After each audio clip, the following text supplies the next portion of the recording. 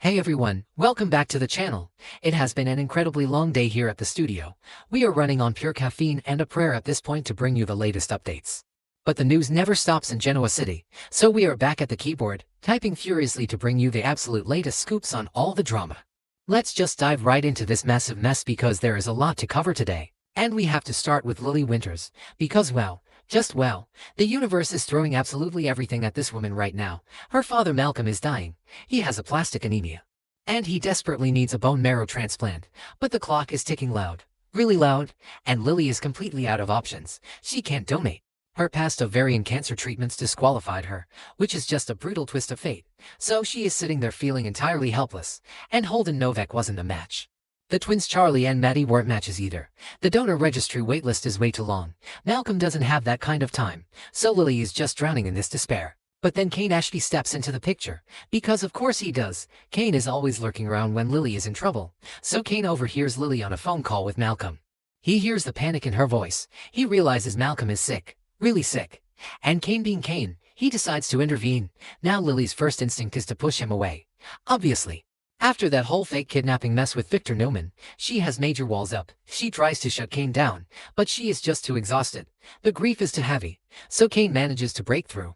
He gets her to admit the truth about Malcolm's condition, the desperate need for bone marrow, the lack of matches, the impossible wait list. And this is where things get crazy. Kane volunteers to get tested. Just like that, he steps up, and Lily is moved. She really is. Despite all the anger and the betrayal, seeing Kane offer a piece of himself to save her father touches her deeply. But here is the massive catch. The doctor gives a terrifying warning.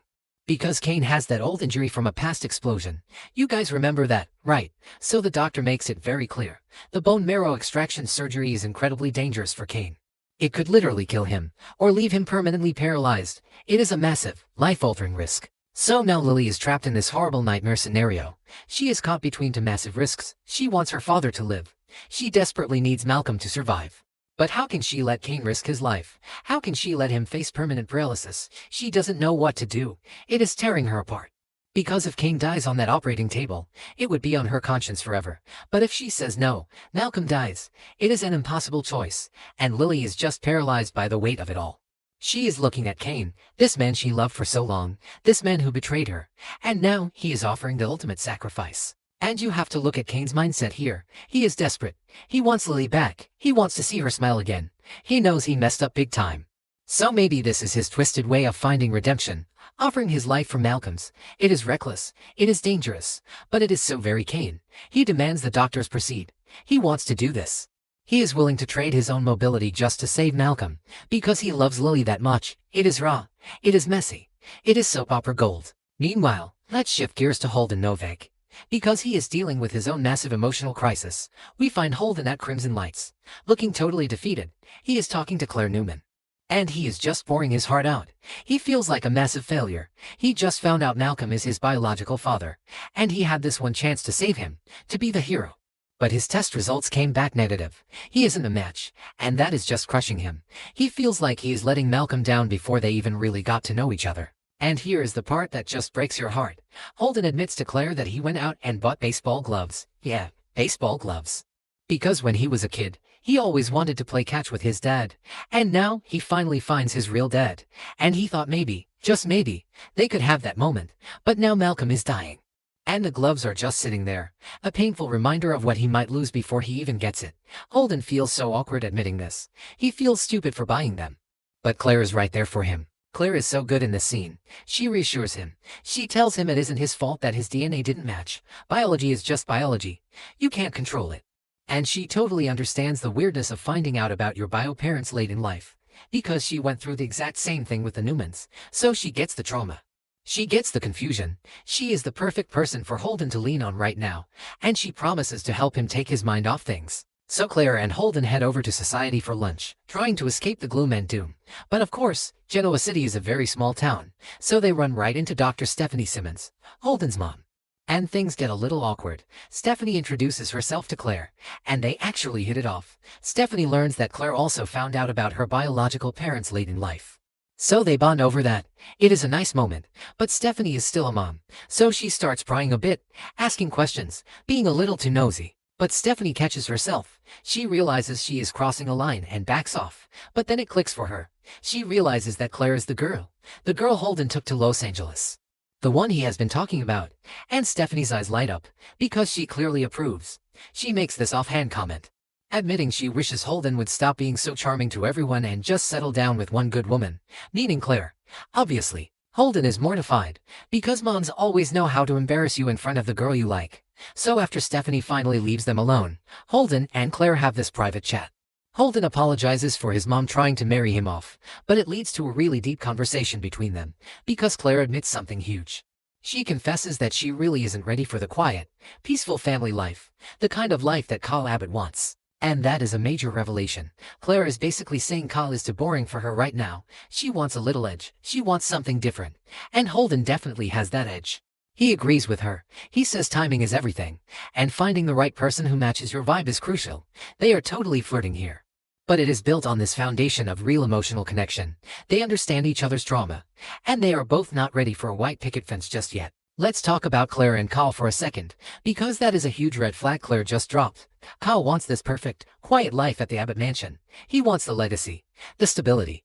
Especially after all the chaos his mother Diane has caused lately, Kyle is craving peace. But Claire, she is a Newman. She has trauma. She spent years being manipulated by Aunt Jordan. She isn't wired for a boring, quiet life. She needs someone who understands the darker, messier parts of life. And Holden, with his identity crisis and his shady past in LA, he fits that bill perfectly. They are two broken people finding solace in each other. And honestly, it is way more interesting than watching Kyle try to play house. So while Holden and Claire are vibing at society, Lily is still panicking about Kane. She calls Stephanie to meet her at the Chancellor Park Cafe, because she needs a medical opinion.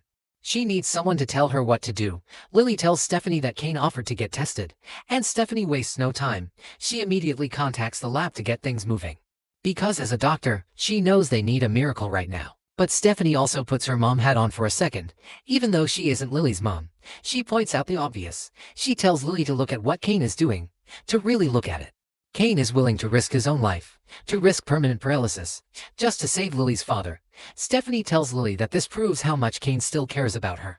That kind of sacrifice doesn't come from nowhere. It comes from deep, undeniable love. And that just messes with Lily's head even more, because she knows Stephanie is right. Kane loves her. He always has. But the fear is just consuming her. She is terrified of losing Malcolm.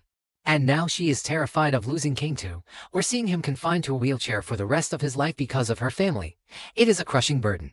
And Lily is just standing there in the park, feeling completely lost, not knowing if she should stop Kane or let him save her father. It is just non-stop drama, and we have to appreciate the sheer stakes of this storyline.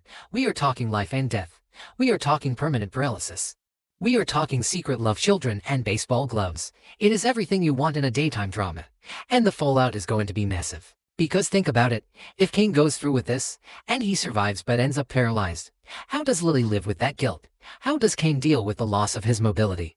And if Malcolm survives, how does he react knowing Kane sacrificed his body for him, especially when Kane is actually his biological son? Oh yeah, don't forget that little detail. Kane is Malcolm's son, so a son is saving his father.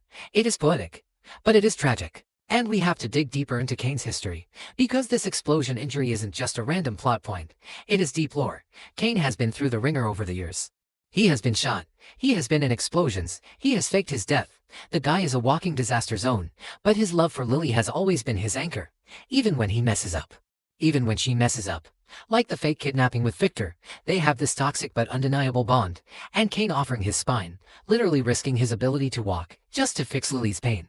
That is the ultimate soap opera grand gesture. It is incredibly stupid medically, but romantically, it is off the charts. And then you have Holden. Poor Holden. He is going to feel even worse if Kane is the one who saves Malcolm. Holden is already feeling inadequate. If Kane swoops in and plays the hero, Holden is going to feel completely alienated from the Winters family, which might just push him further into Claire's arms. Or it might push him to do something reckless with Kane's old enemy, Victor Newman, because remember, Kane wanted Holden's help to take down Victor. And what about Malcolm? He is lying in that hospital bed, completely unaware of the absolute circus happening around him.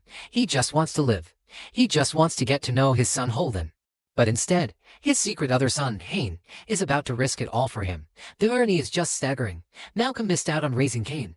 He missed out on raising Holden. And now his life depends on the son he barely knows, while the son he just met feels like a failure. The psychological weight on Malcolm when he wakes up is going to be massive. So many moving pieces right now, and it is all converging at the hospital. Lily pacing the floors, Kane making secret deals with the doctors, Stephanie trying to manage the medical chaos. Holden seeking comfort from Claire. It is a powder keg, and we are just waiting for the match to be lit. But seriously, the medical ethics here are wild. A doctor warning a patient that a procedure could paralyze them, and the patient just saying do it anyway and don't tell anyone. That is some classic Genoa City medicine right there. I mean, well-practiced lawsuits waiting to happen, but we love it, because it gives us these incredible, high-stakes emotional scenes. And we really want to see how Nate Hastings reacts to all this. Nate is a doctor. He is family. When he finds out Kane is risking paralysis to save Malcolm, is he going to try and stop it? Or is he going to respect Kane's wishes? Nate is already dealing with the fallout of the fake DNA test with Stephanie, so adding this Kane drama to his plate is just going to overwhelm him. The Winters family is being pushed to their absolute limits, and we are here for every single second of it, so grab your tissues, because the next few episodes are going to be tearjerkers. Between Lily's impossible choice, Kane's ultimate sacrifice, and Holden's broken dreams of playing catch with his dad, it is going to be heavy, really heavy. So yeah, Lily is at the center of this massive storm. She has to make the call. Does she let Kane go into that operating room, knowing he might never walk again, knowing he might die?